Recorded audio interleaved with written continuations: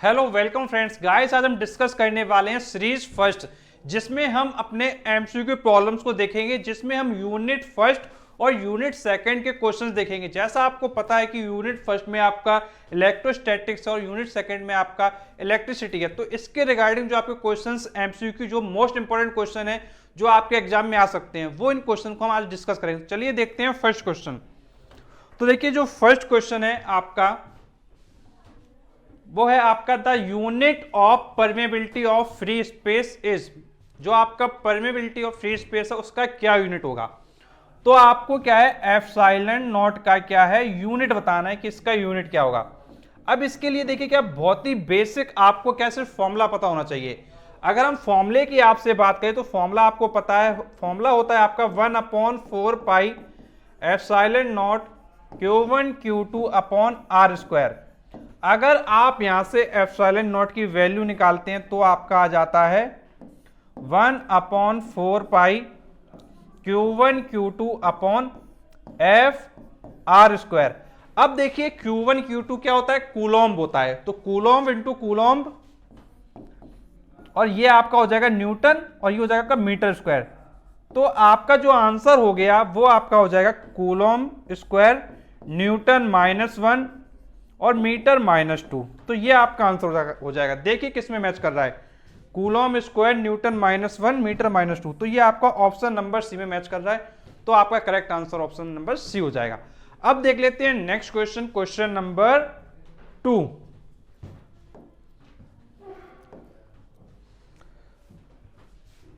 तो देखिए question number 2 हमारा क्या है, आ चुका है। तो अब देख लेते हैं क्वेश्चन नंबर 2 को।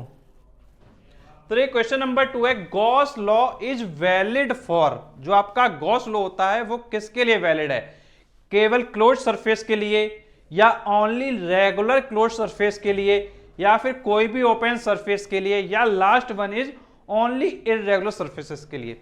तो देखिए आपको पता होगा कि जो गॉस लॉ की जो आप थ्योरम पढ़ते हैं वो पढ़ते हैं आप किसके लिए, क्लोज्ड सरफेस के लिए। और क्लोज्ड सरफेस कैसा हो, कैसा भी हो। तो आपका आंसर हो जाएगा option A, any closed surface. तो गॉस लॉ आपका एनी क्लोज्ड सरफेस के लिए क्या एप्लीकेबल हो जाता है। अब देख लेते हैं क्वेश्चन नंबर 3। तो देखिए क्वेश्चन नंबर 3 आपका आ चुका है।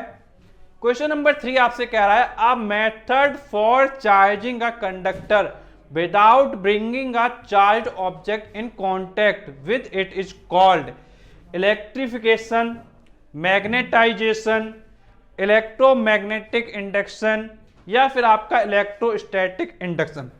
अब देखिए जब आपने क्वेश्चन ये पढ़ा है तो आपने देखिए एक डायग्राम पढ़ा होगा, इस टाइप का आपने एक डायग्राम पढ़ा होगा जिसमें एक ये ब्लॉक होता है जिसके पास आप एक क्या है कंडक्टर लेके आते हो, तो इस पर क्या है चार्ज आने लगता है। तो इस टाइप का आपने जो डायग्राम वो पढ़ा होगा। अब ये किस डायग्राम में था, ये आपका इलेक्ट्रोस्टैटिक इंडक्शन के प्रोसेस में था। तो जो आपका इलेक्ट्रोस्टैटिक इंडक्शन होगा ये इसमें अकर करेगा। तो आंसर हो जाएगा ऑप्शन नंबर डी। अब देख लेते हैं क्वेश्चन नंबर 4 क्या है। तो देखिए क्वेश्चन नंबर 4 है आपका, when the distance between two charge particle is halved. मतलब दो चार्ज पार्टिकल हैं उनके बीच का जो डिस्टेंस उसको हमने कर दिया है हाफ। मतलब r को क्या कर दिया है, r/2 कर दिया है। तो आपसे कह रहा है the coulomb force between them become. तो जो कूलॉम्ब फोर्स है वो क्या हो जाएगा। तो आप सपोज कर लो स्टार्टिंग में फोर्स F था, बाद में फोर्स आपका F' हो गया। तो आपको F' की वैल्यू निकालनी कि F' क्या होने वाला है।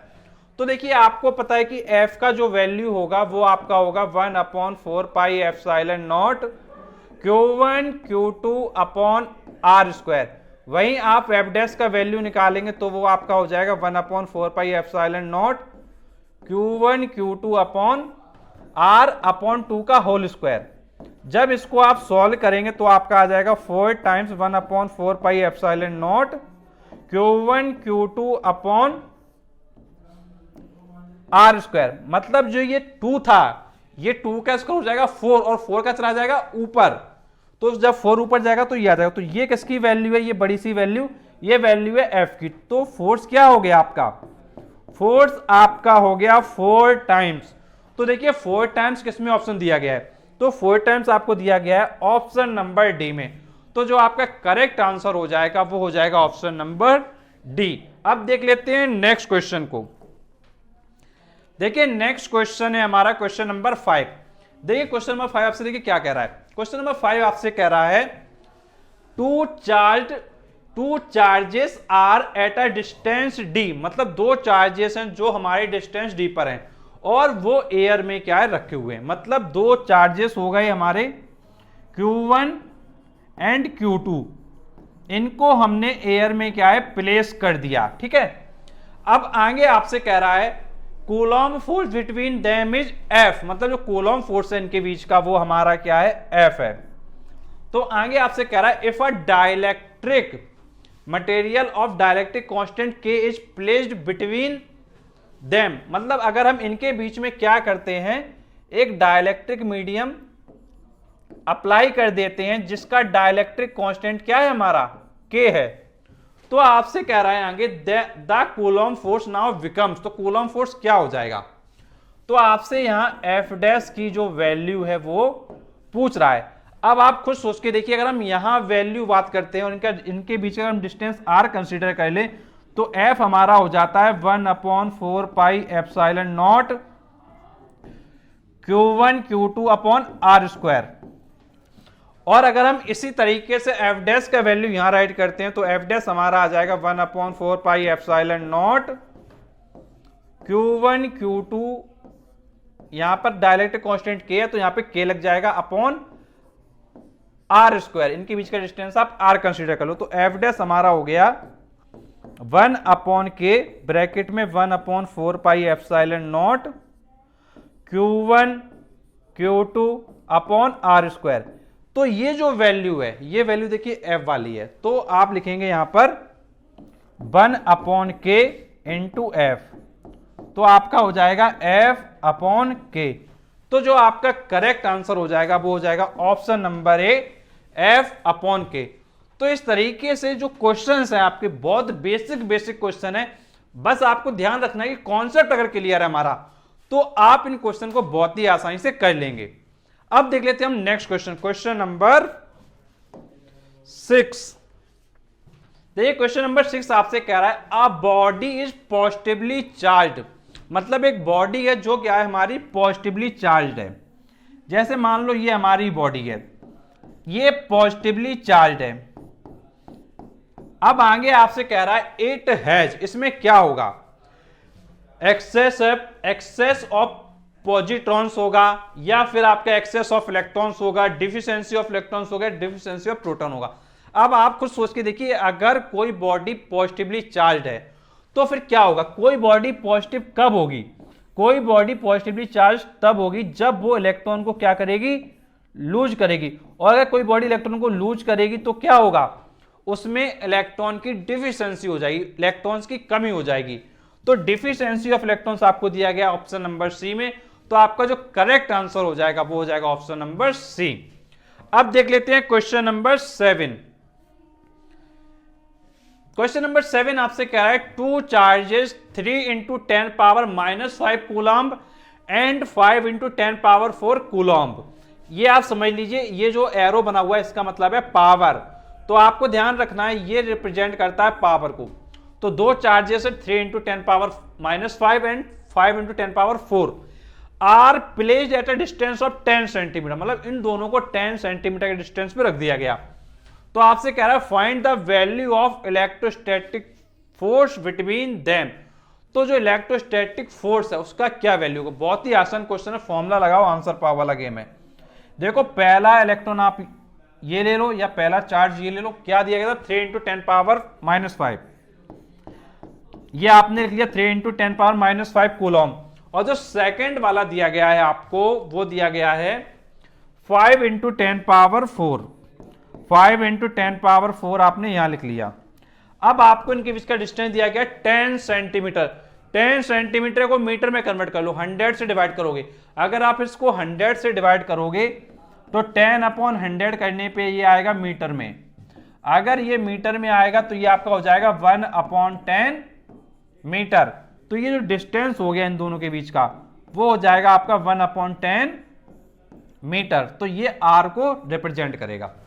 बस फॉर्मूला अब आप लगा दीजिए, F equal to 1/4 pi epsilon naught Q1 Q2 upon R square. इसकी वैल्यू होती है 9 इंटू 10 पावर 9। Q1 की वैल्यू आपको दी गई है 3 इंटू 10 पावर -5। देन आप राइट कर दें। इसके बाद आपको दिया गया है Q2 का वैल्यू 5 इंटू 10 पावर 4। इसको आप राइट कर दें 5 इंटू 10 पावर 4। इसके अपॉन में आपको दिया गया है R square, that means 1/10 square. अब देखो 1/10 स्क्वायर करोगे तो 1/100 हो जाएगा। 1/100 होगा तो 100 ऊपर चला जाएगा। 100 ऊपर जाएगा तो आप देखो 9 into 10 power 9 into 3 into 10 power -5 into 5 into 10 power 4 into 10 power 2। ये जो 100 है वो ऊपर आ गया। 100 क्या होता है 10 पावर 2 हो जाता, तो वो ये हमने राइट कर दिया। अब देखो क्या होगा यहां पे। अब देखो आप मल्टीप्लाई कर लो, 9 3 जा 27 और 27 5 जा होगा आपका 130। तो ये आपका आ जाएगा, सॉरी 130 नहीं होगा, 27 इंटू 5 आपका होगा 135। तो बेटा ये 135 होगा, तो 135 यहां पे आ जाएगा। 135 इंटू 10 की पावर देखिए 9 -5 हो जाएगा 4 4 4 8 8 2 10, तो 10 पावर 10 हो जाएगा आपका ये। अब देखो ये आपका आया 135 इंटू 10 पावर 10। अब इसको आप क्या कर लो, डेसिमल में कन्वर्ट कर लो, तो ये आपका आएगा, अगर आप 1.35 इंटू 10 पावर 12 आएगा ये आपका न्यूटन में। अब ऑप्शन आप देखिए ऑप्शन में आपको 13.5 के टर्म में दिया गया है। अगर 13.5 के टर्म में करोगे तो ये आपका हो जाएगा 13.5 इंटू 10 पावर 11। तो ये आपका क्या है, करेक्ट आंसर हो जाएगा। तो ऑप्शन देखिए कौन सा मैच कर रहा है, ऑप्शन नंबर ए, ये आपका क्या है करेक्ट आंसर हो जाएगा। ये क्वेश्चन क्या है, बिल्कुल कैलकुलेटिव था। अब देखो इस टाइप के जो क्वेश्चन आएंगे, अगर आपको करने में ज्यादा समय लगता है तो ज्यादा समय नहीं लगाना है आपको पेपर में, आपको ये डायग्राम स्किप करना है। आपको मैं समझा रहा हूं इसलिए आपके लिए मैं डायग्राम बना रहा हूं। एग्जाम में आए डायरेक्ट ये फॉर्मूला लगाओ, फॉर्मूला लिखने की आवश्यकता नहीं है, डायरेक्ट इस स्टेप पे आना है आपको। देखिए एग्जाम में आपको क्या है, आंसर देना, केवल टिक लगाना है कि सही क्या है। तो डायरेक्ट आप इस स्टेप पे आओगे, 9 into 10 power 9 into 3 into 10 power -5 into 5 into 10 power 4 upon में 1/10 का स्क्वायर। इसको भी ना लिखें, इसको आप डायरेक्टली 10 पावर 2 पर लिख दें। जैसे आप 10 पावर 2 पर लिखेंगे तो ये स्टेप आपका आ जाएगा डायरेक्टली, ये स्टेप आ जाएगा। इस स्टेप को आप डायरेक्टली ला सकते हो अगर आप सोच सकते हो थोड़ा। फिर इसके बाद ये स्टेप आपका आ ही जाएगा मल्टीप्लाई करने के बाद, और डायरेक्टली आपका जो आंसर हो गया वो आपको पता है, ऑप्शन नंबर ए आपका क्या है, करेक्ट आंसर हो गया है। अब इसके बाद देख लेते हैं क्वेश्चन नंबर 8।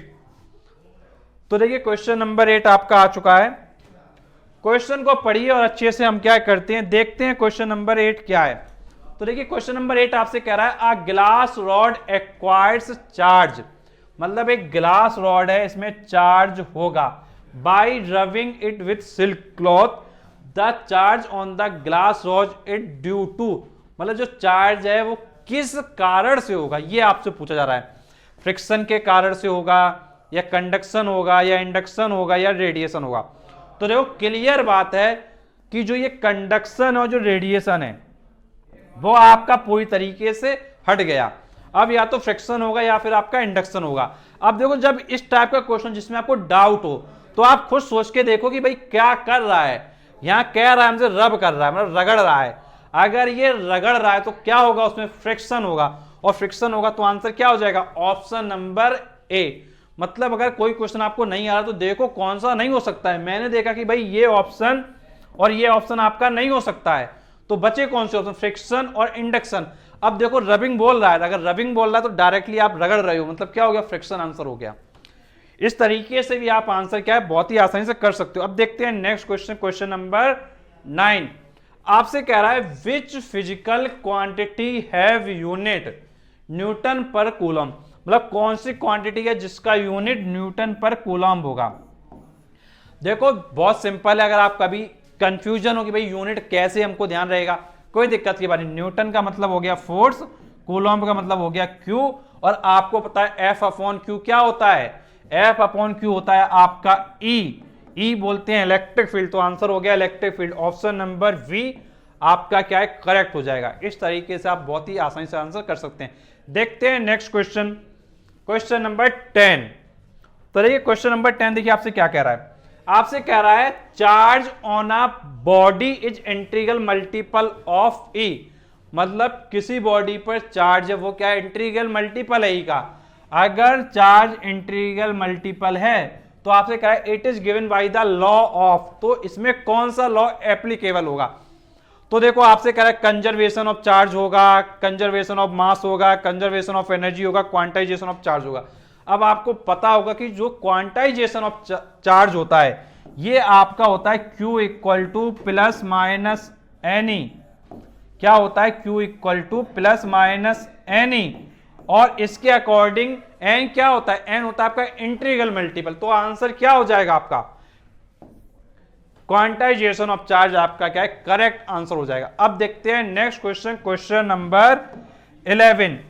तो देखिए क्वेश्चन नंबर 11 आपसे कह रहा है which of the following is the unit of electric field intensity, electric field intensity का कौन सा यूनिट है, मतलब ई का यूनिट बताना है। अब देखो आपको क्वेश्चन चेंज कर दिया है, अब देखो आपसे यूनिट पूछा तो आपको पता है ई की वैल्यू होती है एफ अपॉन क्यू, और एफ का यूनिट होता है न्यूटन, क्यू का यूनिट होता है कूलॉम्ब, तो आंसर हो जाता है न्यूटन पर कूलॉम्ब। इसको आप लिख सकते हैं एनसी माइनस 1, तो आंसर हो जाएगा NC minus 1, that is the option number D.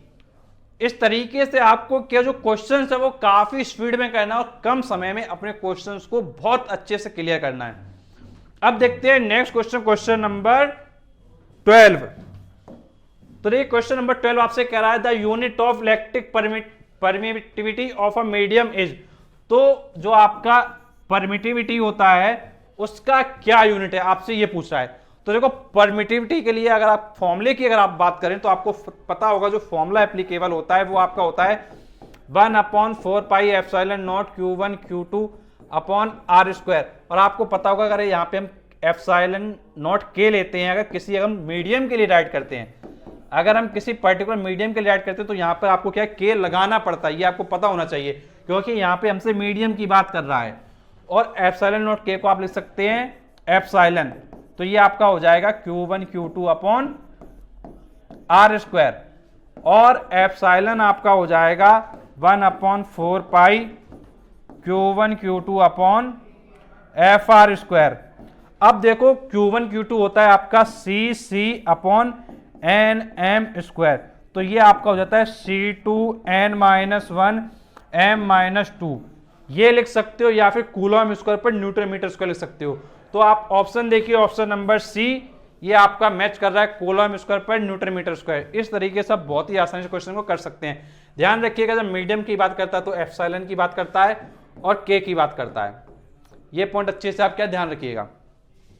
अब देख लेते हैं नेक्स्ट क्वेश्चन, क्वेश्चन नंबर 13। अब देखिए क्वेश्चन नंबर 13 आपका आ चुका है। क्वेश्चन नंबर 13 को अगर हम चेक करते हैं तो आपसे कह रहा है the surface considered for Gauss law is called, मतलब जो सरफेस हम कंसीडर कर रहे हैं गॉस लॉ के लिए वो कैसा होता है, क्लोज्ड होता है, स्फेरिकल होता है, गॉसियन होता है, प्लेन होता है। तो आपको पता है भाई गॉस थ्योरम पढ़े तो सरफेस कैसा होगा, गॉसियन होगा। कैसा होगा, गॉसियन होगा। तो आंसर हो जाएगा ऑप्शन नंबर सी। तो इस तरीके से आप बहुत ही आसानी से क्वेश्चन कर सकते हैं। नेक्स्ट क्वेश्चन है क्वेश्चन नंबर 14। क्वेश्चन नंबर 14 आपसे कह रहा है charge on a conducting metal sphere is present, जो कंडक्टिंग मेटल स्फीयर होता है उस पर चार्ज प्रेजेंट होता है। कहां पे प्रेजेंट होता है, on the surface of sphere होता है, इनसाइड द स्फीयर होता है, आउटसाइड द स्फीयर होता है, या बोथ इनसाइड एंड आउटसाइड होता है। तो अब ये जो क्वेश्चन है इसको आपको बताना है कि इस पे जो चार्ज है वो कहां प्रेजेंट होता है। तो देखो आप खुद सोच के देखो, आपसे कह रहा है स्फीयर, अगर आपसे स्फीयर कह रहा है और कंडक्टिंग मेटल कह रहा है तो आपने कई बार पढ़ा होगा इस तरीके से हम डायग्राम बनाते थे, ये आपने कई बार देखा होगा डायग्राम इस टाइप से आप बनाते थे। तो ये कहां पे आप बनाते थे, ये डायग्राम किसके लिए था, ये डायग्राम था कि भाई सरफेस पर चार्ज प्रेजेंट है। कहां चार्ज प्रेजेंट है, ऑन द सरफेस प्रेजेंट है। अगर ऑन द सरफेस हमारा चार्ज प्रेजेंट है तो ऑप्शन देखो कौन सा दिया गया ऑन द सरफेस वाला, ऑप्शन नंबर ए, ये आपका क्या करेक्ट आंसर हो जाता है। इस तरीके से आप आंसर कर सकते हैं। अब हम देख लेते हैं क्वेश्चन नंबर 15। देखिए क्वेश्चन नंबर 15 आपसे कह रहा है are charge Q is placed at the centre of cube, मतलब जो चार्ज दिया गया है वो आपका कहां पर सिचुएटेड है, वो आपका सिचुएटेड है क्यू चार्ज कहां पर, सेंटर पे। कहां पे सिचुएटेड है, सेंटर पे। और आपसे कह रहा है electric flux passing through it's one of the face, तो फेस से कितना हमारा जो फ्लक्स है वो पास होगा, ये आपसे पूछा जा रहा है। तो देखो जो फ्लक्स पास होगा, अगर हम सेंटर से अगर बात करें टोटल फ्लक्स की, तो टोटल फ्लक्स आपका होगा Q upon epsilon not. Total flux क्या है, Q अपॉन एप्सिलॉन नॉट। लेकिन आपसे पूछ रहा है फेस के लिए। अब आपको पता होगा अगर क्यूब दे रहा है तो फेस कितनी होंगी, 6 होंगी। अगर फेस 6 होंगी, 6 फेस के लिए फ्लक्स है Q अपॉन एप्सिलॉन नॉट, तो 1 फेस के लिए जो फ्लक्स हो जाएगा वो हो जाएगा Q अपॉन 6 एप्सिलॉन नॉट। तो ये आपका हो जाएगा थ्रो 1 फेस, तो आंसर हो जाएगा Q upon 6 epsilon not, option number A. अब देख लेते हैं next question, question number 16। Question number 16 आपसे कह रहा है N electric charge Q is placed. अब बेटा ये क्वेश्चन पहले जैसा है लेकिन पहले वाला नहीं है, पहले जैसा ध्यान से पढ़ेंगे।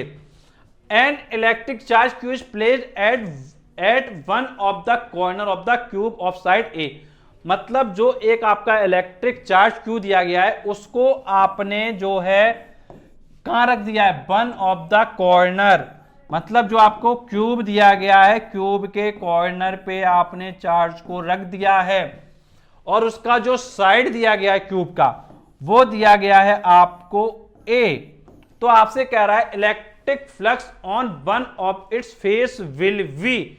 तो आपको देखिए ध्यान रखना है, अगर आपका ये जो केस कॉर्नर वाला है, अगर केस आपका कॉर्नर वाला है, मतलब जो क्यू रखा है वो आपके कॉर्नर पे रखा है, तो जो आपका आंसर आता है वो आता है Q upon 24 epsilon not.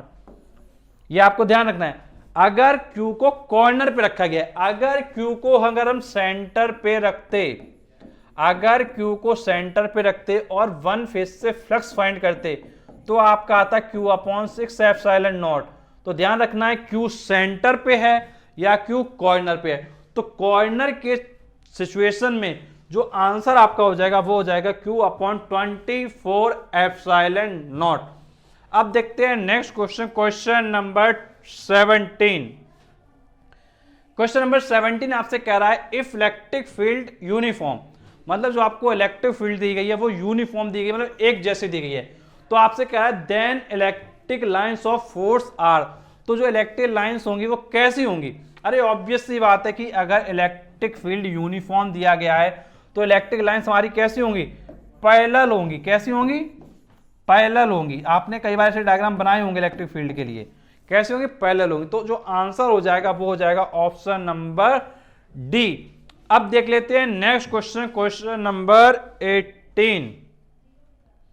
Question number 18 आपसे कह रहा है electric flux is scalar quantity, vector quantity, sometimes scalar और समटाइम्स वेक्टर, या फिर नाइदर स्केलर नॉर वेक्टर। तो ऑब्वियस सी बात है यार, इसकी जो क्वांटिटी कैसी है, स्केलर है, क्योंकि कोई भी डायरेक्शन वगैरह कुछ भी नहीं है।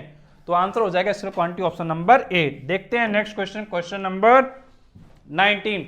The minimum value of charge on any charge body में बी, मतलब जो मिनिमम वैल्यू होगी चार्ज की वो क्या होगी किसी भी बॉडी पर। तो ऑब्वियस सी बात है, आपने पढ़ा है Q की वैल्यू होती है प्लस माइनस एनी, क्या पढ़ा है, प्लस माइनस एनी, और एन मिनिमम कितना होगा, 1 होगा। अगर एन 1 होगा तो Q की वैल्यू क्या हो जाएगी, प्लस माइनस ई, मतलब plus minus 1.6 into 10 power minus 19। तो ये आपका क्या हो जाएगा, चार्ज प्रेजेंट हो जाएगा। देखिए कौन सा ऑप्शन मैच कर रहा है, 1.6 into 10 power minus 19 coulomb, that is the option number A. अब देख लेते हैं नेक्स्ट क्वेश्चन। नेक्स्ट क्वेश्चन है क्वेश्चन नंबर 20। क्वेश्चन नंबर 20 आपसे कह रहा है the number of electrons contained in 1 coulomb of charge is equal to. देखो इसका मुझे आंसर पता है 6.25 इंटू 10 पावर 18 आंसर होता है, तो ये आप आंसर लगा देंगे। बट बात आती है कैसे आता है, तो आप ये समझ लो Q equal to N E formula apply करते हैं, ये आपको 10th क्लास में भी था आपके। The number of electrons in 1 coulomb charge, देखिए Q की वैल्यू आपको दी गई है 1 कूलम, यहाँ पर n आपका n होता है, E का वैल्यू होता है 1.6 इंटू 10 पावर माइनस 19। अब इसके बाद आप क्या करेंगे, n इक्वल टू हो जाएगा 1/1.6 इंटू 10 पावर माइनस 19।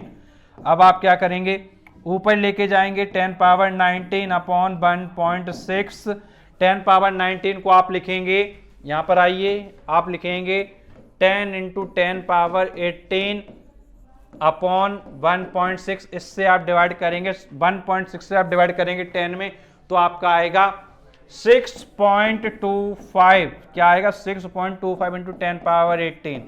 तो जो आपका करेक्ट आंसर हो जाएगा वो हो जाएगा ऑप्शन नंबर बी। तो बहुत ही आसानी से क्वेश्चन कर सकते हैं, इंपॉर्टेंट क्वेश्चन होता है, कई बार आपके एग्जाम में आया है। देखते हैं नेक्स्ट क्वेश्चन, क्वेश्चन नंबर 21।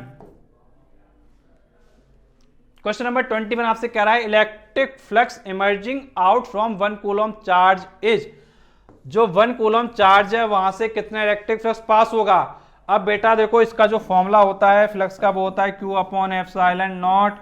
अब देखो 1 कूलम चार्ज कह रहा है तो 1 अपॉन एप्सिलॉन नॉट हो जाएगा, तो जो आंसर हो जाएगा वो हो जाएगा 1 upon epsilon not. Option match कर रहा है आपका ए वाला, तो आंसर हो जाएगा option number A 1 upon epsilon not. अब देखते हैं नेक्स्ट क्वेश्चन, क्वेश्चन नंबर 22। अगर हम क्वेश्चन नंबर 22 पर आते हैं तो आपसे कह रहा है the electric flux passing through a closed Gaussian surface depend on, मतलब जो आपका इलेक्ट्रिक फ्लक्स है जो क्लोज्ड गॉसियन सरफेस से पास हो रहा है वो किस पे डिपेंड करता है, net charge enclose and permittivity of the medium, या फिर net charge enclose permittivity of the medium and size of the Gaussian surface, या फिर आपका नेट चार्ज क्लोज, या फिर परमिटिविटी ऑफ द ऑप्शन। अब आपको पता है कि भाई ये जो है कभी भी सरफेस के साइज पे डिपेंड नहीं करता, तो ये वाला कट जाता है, और नेट चार्ज पे डिपेंड ओनली नहीं करता, सिर्फ चार्ज पे डिपेंड नहीं करता है, चार्ज पे डिपेंड तो करता है लेकिन और भी चीजों पे डिपेंड करता है। इसी तरीके से यहाँ permittivity of the medium only दिया गया इसलिए कट गया है, ओनली शब्द लगा इसलिए कट गया, ध्यान रखिएगा ओनली का मतलब सिर्फ इस पे डिपेंड करता है, किसी और पे डिपेंड नहीं करता है। तो देखो आपसे कह रहा है बच्चा option number A net charge enclosed and permittivity of the medium, मतलब दोनों पे डिपेंडेंसी की क्या है होगी। अब देखते हैं नेक्स्ट क्वेश्चन, क्वेश्चन नंबर 23। तो बेटा ये क्वेश्चन नंबर 23 को आप करके देखिए, हम देखते हैं क्वेश्चन नंबर 23। तो ये क्वेश्चन नंबर 23 आपसे कह रहा है in a Wheatstone bridge all the 4 arms, मतलब व्हीट स्टोन ब्रिज आपको दिया गया 4 आर्म्स दी गई हैं और उनका जो रेजिस्टेंस दिया गया है वो इक्वल टू R दिया गया है। तो आपने डायग्राम कई बार बनाया होगा इस टाइप में, इस टाइप में आप व्हीट स्टोन ब्रिज को बनाते हैं। तो ये आपका व्हीट स्टोन ब्रिज दिया गया, इनके जो रेजिस्टेंस हैं उनकी वैल्यूज क्या दे दी गई है, आपको R दे दी गई है, और आपसे कह रहा है if the resistance of galvanometer arm is also R, अगर हम इसमें गैल्वेनोमीटर लगा देते हैं तो इसका रेजिस्टेंस भी हमारा क्या दिया गया है, R दिया गया है। तो आपसे कहा है then equivalent resistance of the combination is, तो जो इक्विवेलेंट रेजिस्टेंस होगा कॉम्बिनेशन का क्या होगा। तो बेटा ध्यान रखना कभी भी आपका व्हीट स्टोन ब्रिज का केस हो, कभी भी आपका व्हीट स्टोन ब्रिज का केस हो, अगर सभी रेजिस्टेंसेस इक्वल हैं, सभी रेजिस्टेंसेस इक्वल हैं तो आंसर भी जो इक्विवेलेंट रेजिस्टेंस आएगा वो भी सी के इक्वल आपका क्या हो जाता है। तो आंसर हो जाता है ऑप्शन नंबर ए R। तो आपको ध्यान रखना है इक्विवेलेंट रेजिस्टेंस आपका क्या है R हो जाता है। ये एज ए स्टेटमेंट ध्यान रखोगे तो इस क्वेश्चन को विद इन सेकेंड कर लोगे, और अगर करने के लिए बैठोगे, अगर कैलकुलेशन करने के लिए बैठोगे तो भाई ये क्वेश्चन आपका क्या है टाइम ले जाएगा। तो आपको ध्यान रखना कैलकुलेशन को अवॉइड करना है, क्योंकि एमसीक्यू पेपर स्टेटमेंट ध्यान रखिए अगर आर्म्स के रेजिस्टेंस सेम हैं तो आंसर इक्विवेलेंट रेजिस्टेंस का भी क्या है सेम हो जाता है। तो इसका आंसर हो गया ऑप्शन नंबर ए। अब देखते हैं next question, question number 24। Question number 24 आपसे कह रहा है which of the following characteristics of electrons determines current in the conductor. तो इनमें से कौन सी कैरेक्टरिस्टिक है जो डिटरमाइन करेगा, क्या डिटरमाइन करेगा, करंट इन द कंडक्टर, कि कंडक्टर में करंट क्या फ्लो हो रहा है, ड्रिफ्ट वेलोसिटी करेगा, थर्मल वेलोसिटी करेगा, थर्मल और आपका ड्रिफ्ट दोनों करेगा, या दोनों नहीं करेगा। तो बेटा आपको पता है आपने क्या पढ़ा है, आपने पढ़ा है ड्रिफ्ट वेलोसिटी, क्या पढ़ा है ड्रिफ्ट वेलोसिटी, आपने ड्रिफ्ट वेलोसिटी पढ़ा, तो आंसर क्या हो जाएगा ऑप्शन नंबर ए ड्रिफ्ट वेलोसिटी अलोन। तो इसको आप ध्यान रखेंगे काफी अच्छे से। अब देखते हैं next question, question number 25। Question number 25 से कह रहा है the current in electrolyte is due to, जो करंट होगी इलेक्ट्रोलाइट में वो क्यों होगी, पॉजिटिव आयंस के कारण होगा, नेगेटिव आयंस के कारण होगा, या फिर दोनों आयंस के कारण होगा, या फिर इनमें से कोई भी नहीं होगा। तो बात आती है कि भाई कौन सा आयंस होगा। तो बेटा आपने कई बार इलेक्ट्रोलाइट का डायग्राम बनाया होगा इस तरीके से इलेक्ट्रोलाइट पड़े रहते हैं, हम उन पे प्लस लिखते हैं, माइनस लिखते हैं। अब आप खुद सोच के देखो, अगर प्लस माइनस आप लिखते हो तो ये क्या होता है, ये चार्ज होता है। अगर चार्ज होता है तो क्या होगा answer, both positive and negative ions. तो आपको ध्यान रखना है क्या होगा, दोनों आयंस होगा, तो पॉजिटिव वाला भी होगा और नेगेटिव वाला भी होगा। अब देखते हैं नेक्स्ट क्वेश्चन, क्वेश्चन नंबर 26 आपसे कह रहा है drift velocity VD varies with the intensity of electric field, मतलब वीडी एंड ई इन दोनों में क्या रिलेशन होता है ये आपको बताना है। तो ये दोनों क्या होते हैं, आपस में प्रोपोर्शनल होते हैं। प्रोपोर्शनल होते हैं तो आंसर क्या हो जाएगा, वीडी प्रोपोर्शनल ई। क्या होगा आंसर, वीडी प्रोपोर्शनल ई। तो ये आपका करेक्ट आंसर हो जाएगा। अब देखते हैं next question, question number 27। Question number 27 आपसे कह रहा है the resistance of a wire is R ohm, मतलब एक रेजिस्टेंस दिया गया है एक वायर दिया गया जिसका रेजिस्टेंस क्या है, आर ओम दिया गया है। मतलब वायर है जिसका रेजिस्टेंस क्या है, आपको आर दिया गया है। अब आपसे कह रहा है अगर इसको हम मेल्ट करते हैं और स्ट्रेच करते हैं, मतलब इसको पहले मेल्ट कर दिया, मतलब पिघला दिया, फिर उसका इसको हमने खींच दिया, कितना खींच दिया, n टाइम्स खींच दिया, मतलब मेल्ट किया उसके बाद स्ट्रेच किया और इसको जो है n टाइम स्ट्रेच किया, मतलब इसकी लेंथ अगर l थी तो इसको हमने nl कर दिया। तो आपसे बोल रहा है तो जो न्यू रेजिस्टेंस है वो क्या हो जाएगा। तो बेटा ये वास्तव में एक न्यूमेरिकल है, काफी लेंथी न्यूमेरिकल है ये। रियलिटी में तो ये न्यूमेरिकल काफी लेंथी है, आपको जो इसके वॉल्यूम्स होते हैं वो इक्वल करने पड़ते हैं। आपको जब ये वॉल्यूम आप इक्वल करते हैं उसके बाद आपका आंसर आता है। आपने ऐसे पढ़ा होगा A L equal to A dash L dash, जिन लोगों ने किया होगा उनको काफी अच्छे से ध्यान होगा। फिर इनको इक्वल करने का आंसर आता है। तो आपको देखो क्या करना है, इस टाइप के जो क्वेश्चन होते हैं इनका डायरेक्ट स्टेटमेंट के फॉर्म में डायरेक्ट आंसर आपको पता होना चाहिए, क्योंकि आपको पता है एमसीक्यू पेपर तो जो न्यू रेजिस्टेंस आपका आता है वो क्या आता है, एन स्क्वायर टाइम्स आता है। क्या आता है, एन स्क्वायर टाइम्स आता है। तो ध्यान रखेंगे अगर लेंथ को एन टाइम्स बढ़ाएंगे तो रेजिस्टेंस एन स्क्वायर टाइम्स हो जाएगा। तो जो आंसर हो जाएगा वो आपका हो जाएगा ऑप्शन, आप देख सकते हैं। तो जो ऑप्शन हो जाएगा आपका option number B, N square R. तो इस तरीके से आप आंसर्स को काफी कम समय में और काफी अच्छे से कर सकते हैं। तो इसमें आप ध्यान रखिएगा। अब इसमें देखो मैं आपको एक अच्छा सा क्वेश्चन बताता हूं जो आपको समझना चाहिए। तो देखिए अगर इसी टाइप का जो क्वेश्चन एक आपका और दिया जाए तो देखो कैसे बन सकता है, ध्यान से देखना। क्वेश्चन आपका देखो ऐसे बन सकता है, वो मैं आपको बताता हूं। तो देखते हैं क्या क्वेश्चन है। तो अब देखते हैं कैसे हमारा क्वेश्चन क्या बन सकता है। तो पहले हम इसके पेज को थोड़ा इंक्रीज कर लेते हैं, उसके बाद हम देखते हैं क्वेश्चन कैसे होगा। तो देखो इसी क्वेश्चन को क्या है एग्जाम में अलग तरीके से भी पूछा जा सकता है। देखो क्या अलग तरीका आपका हो सकता है वो देखेंगे। तो देखो इसमें आपसे कहा था कि रेजिस्टेंस दिया गया है आपको आर ओम। अब इसी ऑप्शन को हम कह देंगे कि कोई एक वायर है जिसका रेजिस्टेंस आपको दिया गया है 1 ओम। अब आपसे कह रहा है इसकी जो लेंथ है इसको एन टाइम इंक्रीज किया गया है। हम कह देंगे आपने लेंथ को क्या है 2 टाइम्स इंक्रीज किया है, हमने आपसे ये कह दिया। तो आपसे कहा गया न्यू रेजिस्टेंस आप बताओ, तो फिर आप फॉर्मूला लगाओगे I dash equal N square R. अब एन क्या है 2 का स्क्वायर है, आर क्या है 1 है, तो आंसर हो जाएगा आपका 4 ओम। तो जो न्यू रेजिस्टेंस हो जाएगा वो 4 ओम हो जाएगा। इसी तरीके से क्वेश्चन फिर चेंज कर देगा, 2 टाइम्स की जगह 10 टाइम्स कर देगा, 2 टाइम्स की जगह 10 टाइम्स कर देगा और सब कुछ क्वेश्चन सेम करेगा। तो आंसर आपका हो जाएगा I dash equal to N square R. तो एन स्क्वायर मतलब 10 square into 1 that is 100 ohm. तो बेटा इस तरीके से जो क्वेश्चंस हैं वो आपके क्या न्यूमेरिकल टर्म्स में भी आ सकते हैं। तो इस तरीके से आपको काफी अच्छे से कॉन्सेप्ट का जो स्टेटमेंट के अकॉर्डिंग भी ध्यान रखना है इस चीज को। अब देखते हैं नेक्स्ट क्वेश्चन।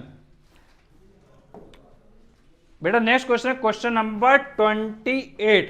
आपसे कह रहा है 28 में 12 कूलम्ब पर मिनट, क्या लिखा है 12 coulomb per minute can be written as, मतलब 12 दिया गया है, कूलम्ब दिया गया है, पर मिनट लगा हुआ है, तो आपको इसको कैसे लिख सकते हैं? तो आप क्या करेंगे, 12 लिखेंगे, कूलम्ब लिखेंगे, मिनट को 60 सेकंड लिखेंगे। क्या लिखेंगे? 60 सेकंड लिखेंगे। 12 5 जा 60, 1/5, 12 5 जा 60 कूलम्ब पर सेकंड, और 1/5 को लिखते हैं आप 5 2 जा 10, मतलब 0.2 कूलम्ब पर सेकंड, और कूलम्ब पर सेकंड को आप कहते हैं एम्पियर। क्या कहते हैं? एम्पियर। तो आंसर हो जाएगा 0.2 एम्पियर। ऑप्शन नंबर बी ये आपका क्या है? करेक्ट आंसर हो जाएगा। तो ध्यान रखेंगे ऑप्शन बी आपका क्या है? राइट आंसर हो जाएगा। अब देखते हैं नेक्स्ट क्वेश्चन, क्वेश्चन नंबर 29। आपसे कह रहा है Kirchhoff's second law, Kirchhoff's second law किस पर बेस्ड है? जो किरचॉफ्स सेकंड लॉ है बेटा आपने पढ़ा होगा, sigma V equal to sigma I R. तो ये किस पर बेस्ड होता है? ये आपका होता है कंजर्वेशन ऑफ एनर्जी पर बेस्ड। किस पर होता है? कंजर्वेशन ऑफ एनर्जी पर बेस्ड। तो आंसर हो जाएगा law of conservation of energy, that is the option number B. अब देखते हैं नेक्स्ट क्वेश्चन, क्वेश्चन नंबर 30 आपसे क्या है? Kirchhoff second law, sorry Kirchhoff first law. आपसे क्वेश्चन नंबर 30 कह रहा है Kirchhoff's first law for the electric junction is based on. तो ये किस पर बेस्ड है किरचॉफ का फर्स्ट लॉ? तो बेटा फर्स्ट लॉ आपका होता है सिग्मा क्यू इक्वल टू 0। तो ये किस पर बेस्ड होता है? चार्ज पर बेस्ड होता है। तो law of conservation of charge, ये इसका करेक्ट आंसर हो जाएगा। नेक्स्ट देखते हैं क्वेश्चन नंबर 31। आपसे कह रहा है the electric field, sorry the electric current in a conductor varies with the time as I equal to. तो बेटा आंसर लिख लो I equal to 2t plus 3t square आपको दिया गया है। आगे आपसे कह रहा है where I is an ampere and t in second, electric charge flow through a section of the conductor during t equal to 2 second to t equal to 3 second as. मतलब इस ड्यूरेशन में आपका जो इलेक्ट्रिक चार्ज है वो क्या होगा?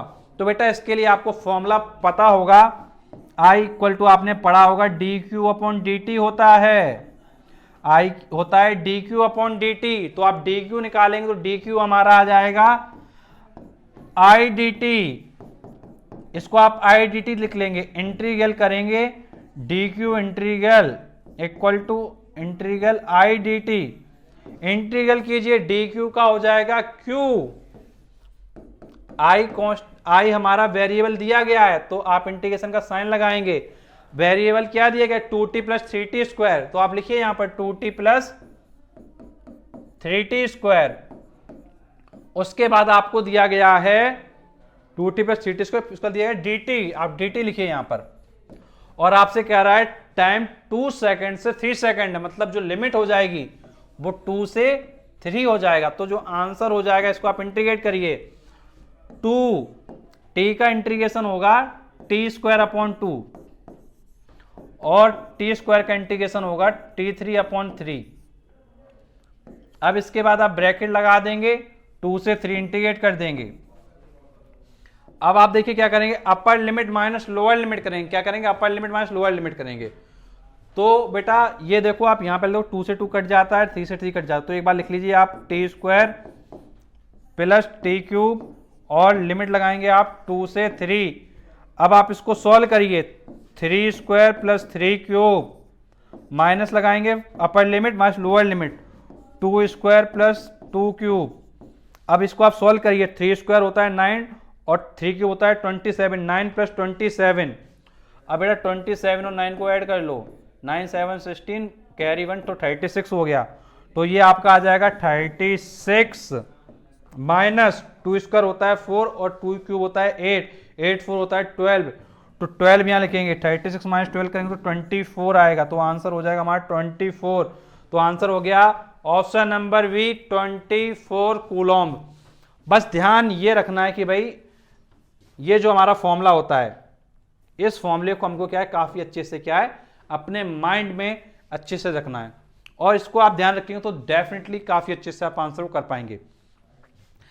अब देखो इसमें एक इंपॉर्टेंट बात मैं आपको बता रहा हूं, वो आप देख लीजिए। अगर आपको इंटीग्रेशन नहीं आता तो ध्यान रखिए, integration X power N dx आपका होता है एक्स पावर एन, अगर किसी को थोड़ा सा भी कंफ्यूजन तो वो समझ लें, x power n plus one upon n plus one. जैसे टी का इंटीग्रेशन था हमारा, तो टी का इंटीग्रेशन क्या होगा, T power one plus one upon one plus one, मतलब T power two upon two, वही लिखा गया है T power two upon two. Similarly T square का होगा T power two plus one upon two plus one, मतलब T square का आपका हो जाएगा integration T two plus one upon two plus one, that is the, वो आपका हो जाएगा टी थ्री अपॉन, वो आपका हो जाएगा टी थ्री अपॉन थ्री हो जाएगा। तो वही लिखा गया टी थ्री अपॉन थ्री। तो क्वेश्चन के आंसर काफी सिंपल है, बस आपको करने का जो मेथड है वो आना चाहिए, और एग्जाम में बहुत फास्ट तरीके से करना है आंसर्स को, ध्यान रखेंगे। अब देखते हैं नेक्स्ट क्वेश्चन, क्वेश्चन नंबर 32। 32 आपसे कह रहा है Kirchhoff first rule at junction in an electric network deal with the conservation of. तो बेटा ये फर्स्ट रूल बताया था मैंने आपको किरचॉफ का, क्या होता है, sigma Q equal to zero, that is the conservation of charge, answer is charge. यहां पे कह रहा है deal with the conservation of charge हो जाएगा आंसर। अब देखते हैं नेक्स्ट क्वेश्चन, क्वेश्चन नंबर 33। आपसे कहा था ratio of current density and electric field is called. तो बेटा आपको कितना आंसर अच्छा दिया गया, ड्रिफ्ट वेलोसिटी कहलाता है। क्या कहलाता है, जो रेशियो होता है करंट डेंसिटी का और आपका इलेक्ट्रिक फील्ड का, वो हो जाएगा आपका ड्रिफ्ट वेलोसिटी। तो आंसर हो जाएगा ऑप्शन नंबर सी। अब देखते हैं नेक्स्ट क्वेश्चन, क्वेश्चन नंबर 34। इसको करके देखिए क्या होगा आपका क्वेश्चन नंबर 34। तो बेटा 34 आप देखिए, आपसे कह रहा है extrinsic semiconductor, intrinsic semiconductor, metals at low temperature या फिर मेटल्स एट हाई टेम्परेचर। तो बेटा आप खुद सोच के देखो, ओम्स लॉ की बात कर रहा है, ओम्स लॉ कब एप्लीकेबल होता है। तो बेटा आपने पढ़ा होगा ओम्स लॉ, जब आप पढ़ते हैं तो V upon I equal to आप पढ़ते हैं कांस्टेंट, और वो कांस्टेंट हमारा R के इक्वल होता है, और उसके साथ में एक कंडीशन लिखते हैं, ये कब एग्जिस्ट करता है, जब हम लो टेम्परेचर लेते हैं। क्या करते हैं, लो टेम्परेचर लेते हैं। तो आंसर हो जाएगा metals at low temperature, option number C आपका क्या है, करेक्ट हो जाएगा। अब बच्चों देख लेते हैं नेक्स्ट क्वेश्चन। तो बेटा नेक्स्ट में आपको यह समझना है कि अगर आपको क्वेश्चंस देखने हैं सारे सीरीज के, series 1, series 2, series 3, series 4 series में आपका कंप्लीट सिलेबस कराया जा रहा है, तो आपको वो देखना है। अब देखो अगर आपको वो सारी सीरीज देखना है तो आपको क्या करना है, प्लेलिस्ट में जाना है। प्लेलिस्ट का नाम है MCQ series CBSE class 12 term 1 examination. तो इस सीरीज में आपको जाना है, इस प्लेलिस्ट में जाना है। इस प्लेलिस्ट में आप जैसे ही जाएंगे तो आपको जो सीरीज दी गई हैं, series 1, series 2, series 3 and series 4, ये सारी सीरीज क्या है आपको मिल जाएंगी, और आप अपने एमसीक्यू का जो तैयारी है वो काफी अच्छे से कर सकते हैं। कोई भी डाउट से आप कमेंट बॉक्स में क्या है पूछ सकते हैं। और बच्चों अगर कोई आपको प्रॉब्लम है, कुछ भी आप पूछना चाहते हैं, आप नीचे कमेंट बॉक्स में अपनी प्रॉब्लम्स को आप क्या है डाल सकते हैं और अपने क्वेश्चंस को क्या है पूछ सकते हैं। और अगर आप हमारे साथ कॉन्टेक्ट करना चाहते हैं तो आप क्या करें, हमारे फेसबुक पेज पे जा सकते हैं, और फेसबुक पेज से आपको हमारा नंबर मिल जाएगा, उस नंबर के माध्यम से आप हमारे साथ कॉन्टेक्ट क्या है कर सकते हैं। और बच्चों ऐसे वीडियोस अगर आप पाना चाहते हैं, अगर आपको हमारा वीडियो अच्छा लग रहा है तो ऐसे वीडियोस पाने के लिए चैनल को आप जरूर सब्सक्राइब कर लीजिएगा, नोटिफिकेशन मिल जाइए, क्योंकि हम आपके लिए ऐसे इंटरेस्टिंग लाते रहते हैं। चलिए मिलते हैं आपसे नेक्स्ट वीडियो में। Thank you so much. So guys bye bye.